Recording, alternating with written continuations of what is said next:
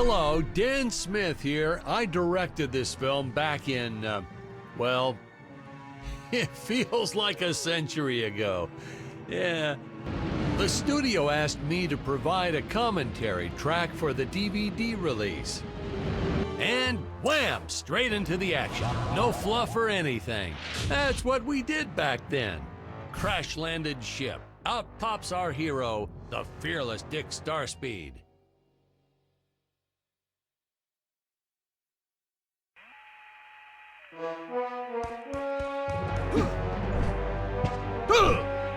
The ship's velocity reactor is damaged.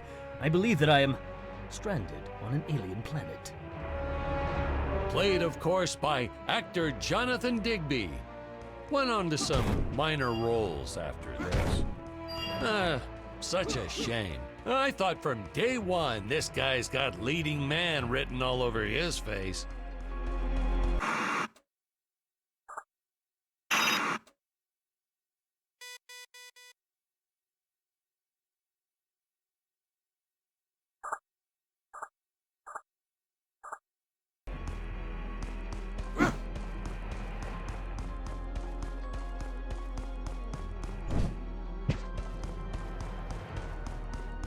I'm often asked why Dick breaks these boxes.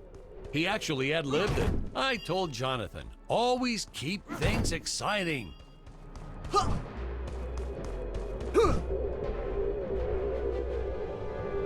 Greetings, citizens of Gravoria. I am Dick Starspeed, and I come in peace. Probably shouldn't have had Dick draw his weapon when he was talking about peas. Well, maybe one day we'll go back and CG it into a sandwich or something instead. Ha! Just kidding. And this is what people pay to see. A no-name middle-aged B-list actor duking it out with stuntmen in costumes. Such stunning choreography. Now the extras in those robot suits really knew how to take a punch. Oh, literally. I told Jonathan not to hold back. Give it all to him. Kick him in the nuts and bolts. Holy smokes!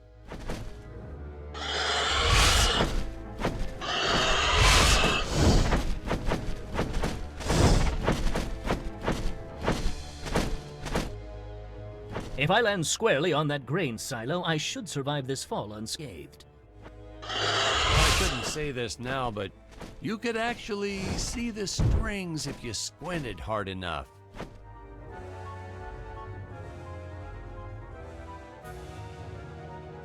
A screenwriting trick from back in the old days. You put a grain silo or some haystacks down and it solves all your gravity-related problems. It appears some of my equipment was lost when my ship was shot down. But what luck! This high-tech scanner reports that my ray gun is nearby.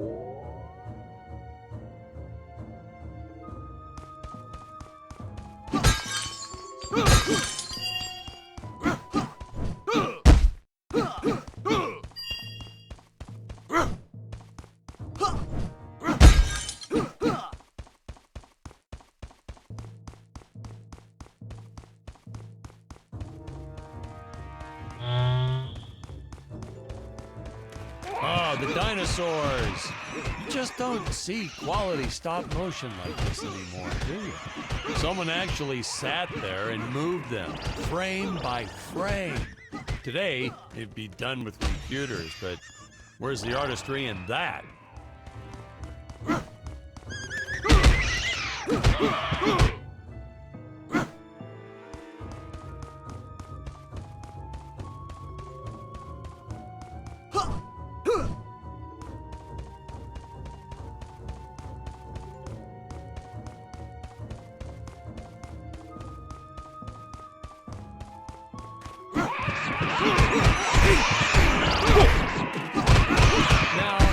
if the trees here look a little plastic, well, it's because they are. I took them from the set of my last film, Vampire Island 2.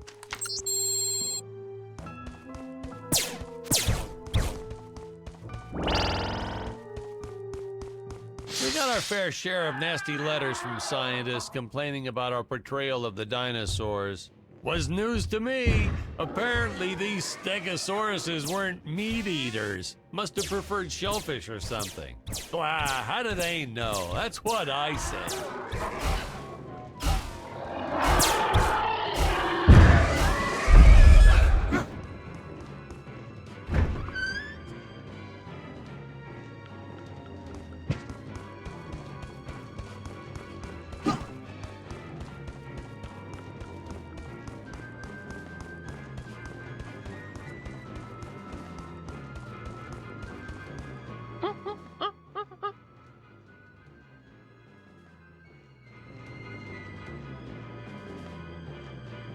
As usual, the local population is defenseless. That's where our hero steps in and saves the day.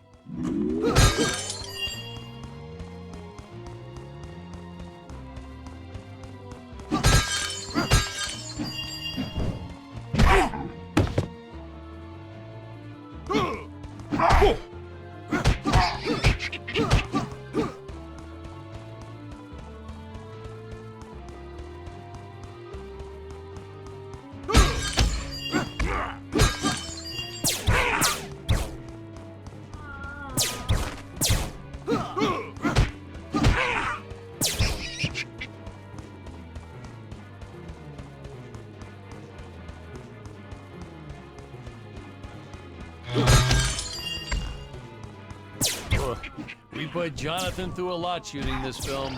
He wasn't the best actor, especially when reacting to getting hit. He's what you call a flincher. So I told the stuntman to really just go to town on him. It's the only way to get an honest performance sometimes. Our props master tried to make the weapons soft, but there's only so much you can do. They dissolved into Lucky what appears for to us, be Dick's entire body was gold. covered in that spacesuit. That thing was a lifesaver when it came to hiding bruises.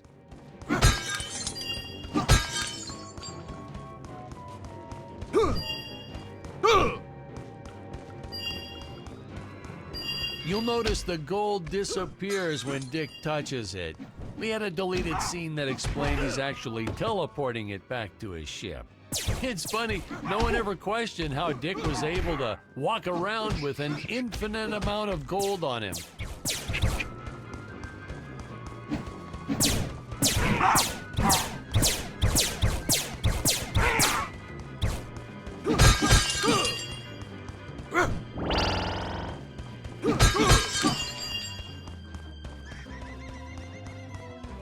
We had to redo these shots.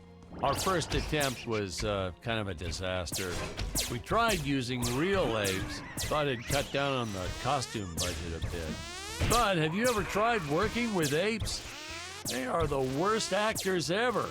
They don't sit still for a moment, and the second you take your eyes off of them, they're flinging their feces all over the place.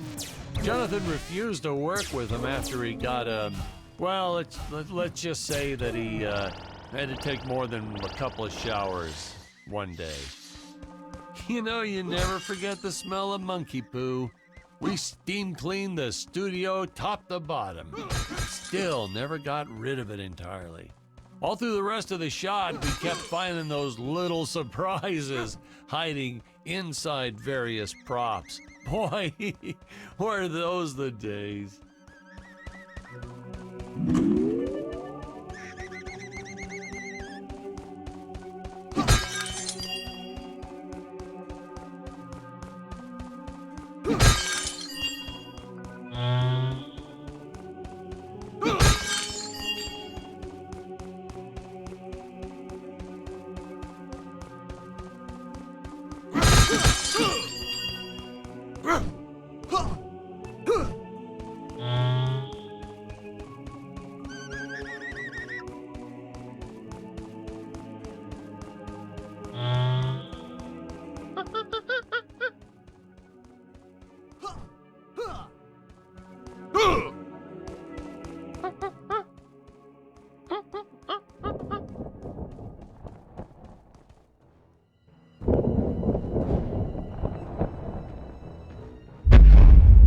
really top-notch stop-motion effects, huh?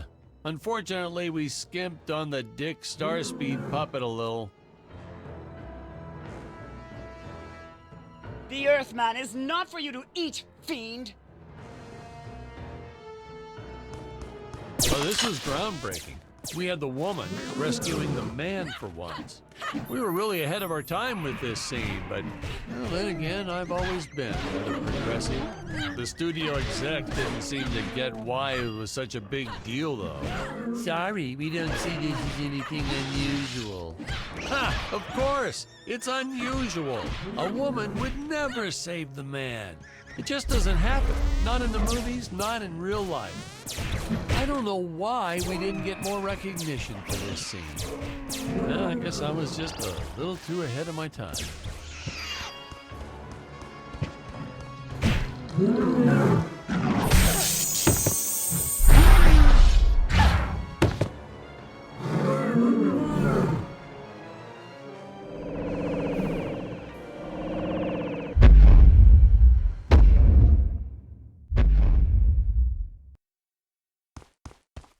We're supposed to be seeing Dick and Scarlett's first dialogue scene here. Thank you for saving me, strange woman. What is your name? I am the magnificent Scarlet Nova. Do not question my motives. Just be happy that you are still alive. I must speak with my father at once. I shall teleport to his chambers.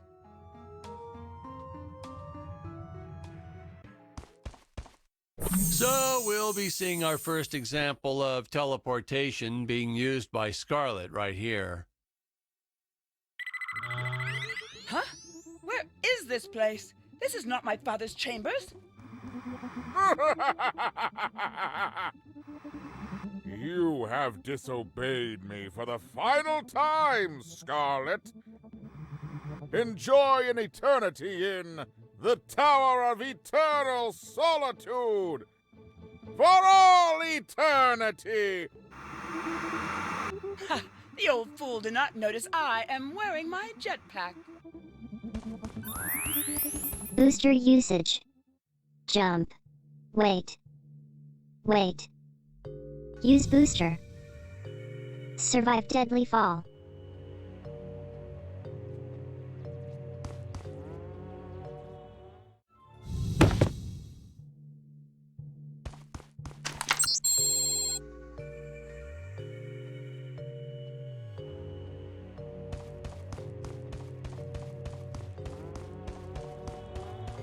Scarlett didn't quite realize she needed to shoot those energy orbs down below. Keep in mind, Stacy was doing this on a soundstage, okay?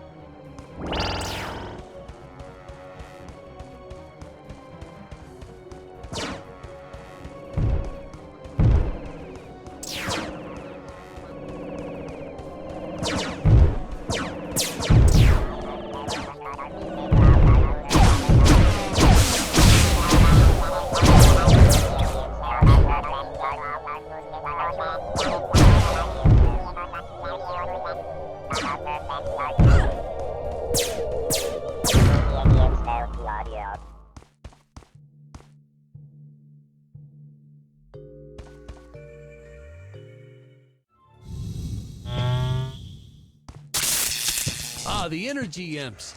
Such a neat effect. We had to paint each movement frame by frame and superimpose it into live footage. We were pulling all-nighters for weeks. Well, when I said we, I meant the artists. I'm pretty much useless if I don't get a solid 10 hours a night. But they were at it forever. They had to redo it all because I accidentally told them red instead of blue the first time. Artists.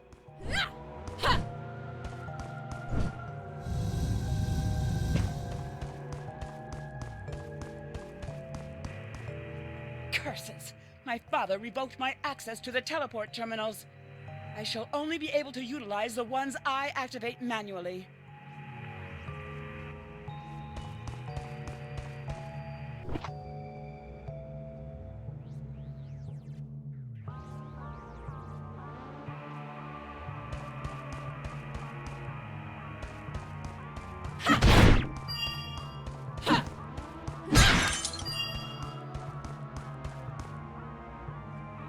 Man, some of these shots are dragging on longer than I remembered.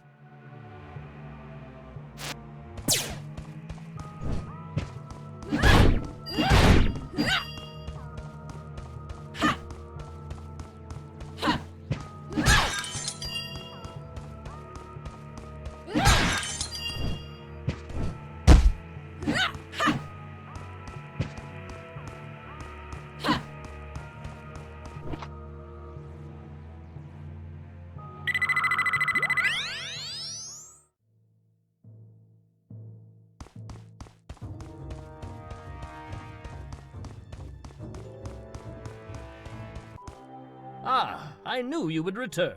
Puny Earthman, you shall help me overthrow the Emperor. Why would you turn against your own father? How do I know I can trust you? Oh, this Because scene. I long to be This free is from practically this tyranny, Shakespeare just in as outer space- space. Just as the entire planet does. And, huh? Patrick, what's wrong with the video? Sorry, sir. Technical problems. Darn it, we're missing some really good writing here. There. Sorry about that. Well, we just passed right by her big scene. Basically, they agree to work together, but one must stay behind in the sleep chamber at all times. Should I rewind? Never mind, I'll continue from here.